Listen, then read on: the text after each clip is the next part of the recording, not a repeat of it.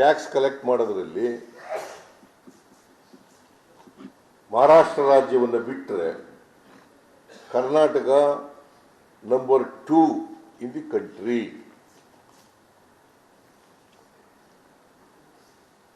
ನಮಗೆ ಈ ವರ್ಷ ಬರ್ತಕ್ಕಂಥದ್ದು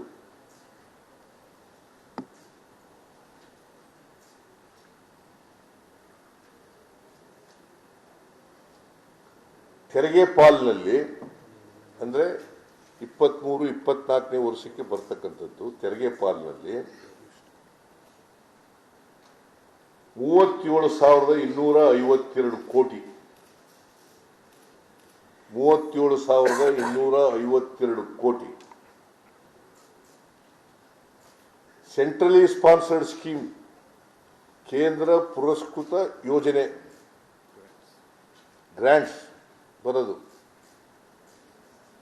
ಅದರಲ್ಲಿ 13,005 ಕೋಟಿ.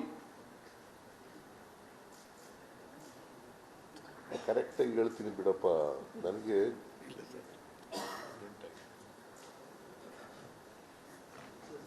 13,005 ಕೋಟಿ ಬೋತ್ ಪುಟ್ ಟುಗೆದರ್ ಈ ವರ್ಷ ಸಿಗ್ತಕ್ಕಂಥದ್ದು 50,257 ಕೋಟಿ. Whereas the collection from Karnataka is 4,30,000 crores. But we are getting back 50,257 crores. That means to say, 100 ರೂಪಾಯಿನಲ್ಲಿ 12ರಿಂದ 13 ರೂಪಾಯಿ ನಾವು ಸಿಗುತ್ತೆ. ಪ್ಲೀಸ್,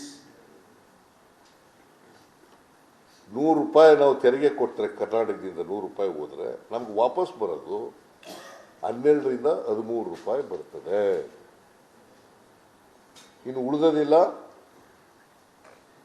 ಕೇಂದ್ರ ಸರ್ಕಾರ ಇಟ್ಕೊಳ್ತದೆ.